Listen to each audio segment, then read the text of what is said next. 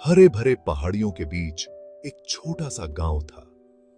वहां फातिमा नाम की एक औरत अपनी बेटी अमीना के साथ रहती थी। फातिमा के पति के गुजरने के बाद से जिंदगी मुश्किल हो गई थी। अमीना की परवरिश के लिए वो दिन रात मेहनत करती थी। फातिमा जानती थी कि शिक्षा बहुत जरूरी है। अमीना को स्कूल भेजने के लिए वो पैसे जोड़ती थी। अमीना एक होशियार और पढ़ने में तेज विद्यार्थी थी। उसे पढ़ाई करना बहुत पसंद था। फातिमा को अपनी बेटी की लगन पर बहुत गर्व था। वो जानती थी कि अमीना बड़ी होकर एक मजबूत और आत्मनिर्भर औरत बनेगी। इतनी परेशानियों के बावजूद एक दूसरे के लिए उनका प्यार साफ दिखाई देता था। हर दिन का सामना वो हिम्मत और उम्मीद के साथ करती थीं। फातिमा को सिलाई करना बहुत अच्छे से आता था। वो गांव वालों के लिए सुंदर कपड़े सिलकर अपना गुजारा करती थी। अमीना अपनी मां को ध्यान से देखा करती थी। वो भी ये कला सीखना चाहती थी। फातिमा ने अपनी बेटी की रुचि देखी। वो खुशी खुशी अमीना को सिलाई की बारीकियां सिखाने लगी। अमीना बहुत जल्दी सीख गई। उसकी उंगलियां सुई और धागे से बहुत फुर्ती से चलती थीं। फातिमा ने अपनी बेटी को ईमानदारी का महत्व समझाया। वो कहती थी कि तुम जो भी सिलाई करो, ईमानदारी और सच्चाई से करो। अमीना ने अपनी मां की इन बातों को हमेशा याद रखा। उसने सीखा कि उसकी कला सिर्फ एक हुनर नहीं, बल्कि उसके चरित्र को भी दर्शाती है। अमीना बड़ी होकर एक गुणी लड़की बनी। उसकी सिलाई कौशल देखकर उसकी मां को भी हैरानी होती थी। आसपास के गांवों से भी लोग उसके बने हुए कपड़े सिलवाने आते थे। अमीना न सिर्फ अपनी कला बल्कि ईमानदारी के लिए भी जानी जाती थी। वो ऐसे कपड़े सिलने से मना कर देती थी जो अश्लील हों या ज्यादा दिखावा करते हों। कुछ लोग उसका मजाक उड़ाते थे और उसे पागल कहते थे। उसे ज्यादा पैसों का लालच भी देते थे, लेकिन अमीना अपनी बात पर अडिग रही। वो किसी भी कीमत पर अपने सिद्धांतों से समझौता नहीं करती थी। उसकी ईमानदारी ने उसे सम्मान और प्रशंसा दिलाई। ईमानदार और कुशल दर्जी के रूप में अमीना की प्रतिष्ठा दूर दूर तक फैल गई। एक दिन रशीद नाम का एक नेक और मेहनती नौजवान उनके गांव आया। वो अमीना की खूबसूरती और अच्छे चरित्र पर फिदा हो गया। दोनों को एक दूसरे से प्यार हो गया और उन्होंने शादी करने का फैसला किया।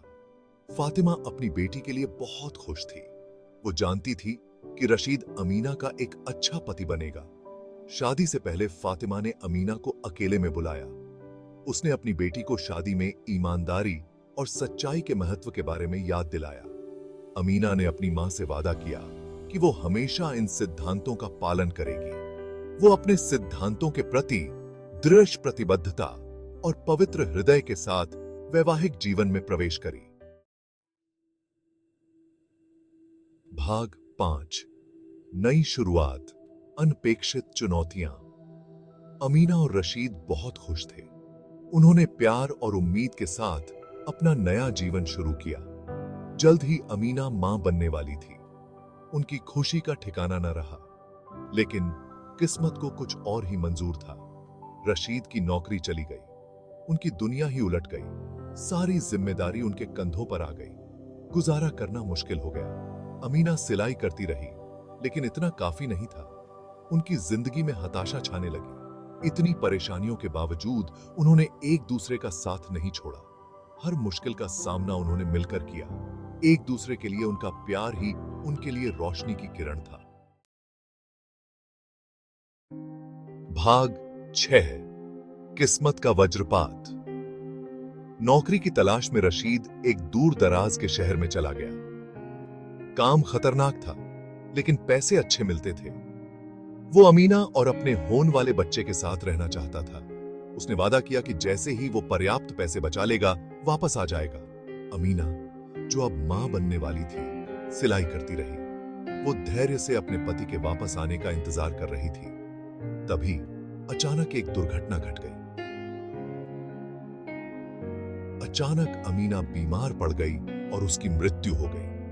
उसके साथ ही उसके बच्चे की भी मृत्यु हो गई। ये खबर सुनकर रशीद पर दुहक का पहाड़ टूट पड़ा। वो दुख और अपराध बोध से भरा हुआ अपने गांव वापस आया। गांव वालों ने अपनी प्यारी अमीना को खो दिया। वो बहुत जल्दी चली गई, अपने पीछे एक शून्य छोड़कर। भाग 7। आग की फुसफुसाहट। सदमे में गांव हुआ। अमीना के जनाजे के दौरान एक अजीब घटना घटी। जैसे ही उसे दफनाया जा रहा था, उसके मुंह से एक छोटी सी लौ निकली। डर और हैरानी से गांव वालों की हवा टाइट हो गई। देखते ही देखते अफवाहों का बाजार गर्म हो गया। कुछ लोगों ने कहा कि यह उसकी पवित्रता का प्रतीक है। कुछ लोग काले जादू की बातें करने लगे। रहस्य गहराता गया, जिससे अमीना के जीवन पर संदेह का साया मंडराने लगा। लोग उसकी अच्छाई पर सवाल उठाने लगे।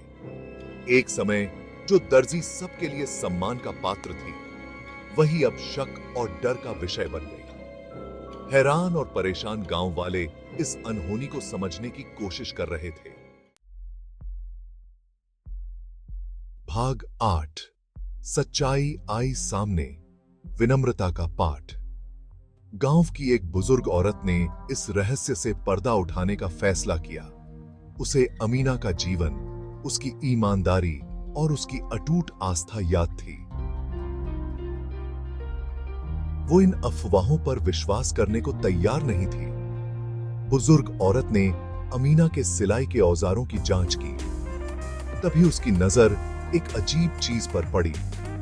अमीना के काम से निकले रेशम के छोटे छोटे धागे सुई की नोक में फंसे हुए थे। बुजुर्ग औरत को सच्चाई समझ आ गई।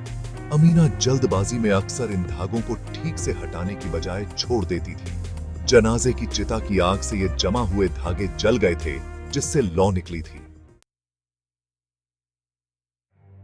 भाग 9। क्षमा और समझ। गांव वाले हैरान रह गए।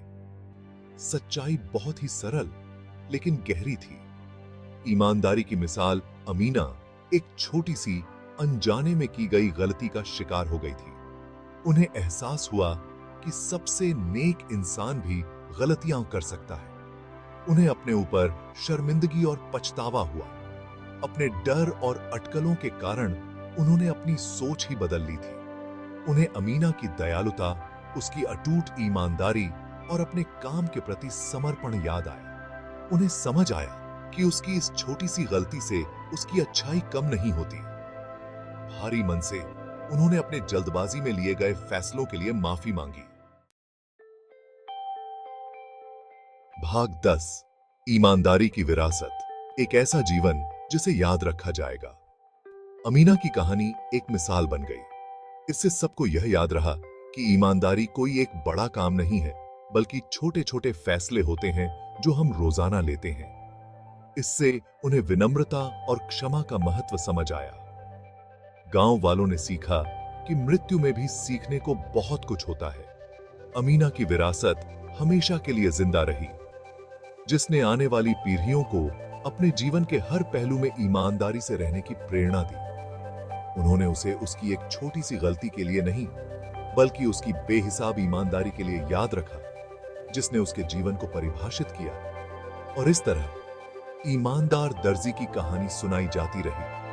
सच की दी, जो सच्चाई की अटूट शक्ति, विनम्रता और सदाचार की एक कहानी थी। जो धागा बच जाता था सुई में, वो लौट नहीं पाए, ये इसलिए वो आग निकली।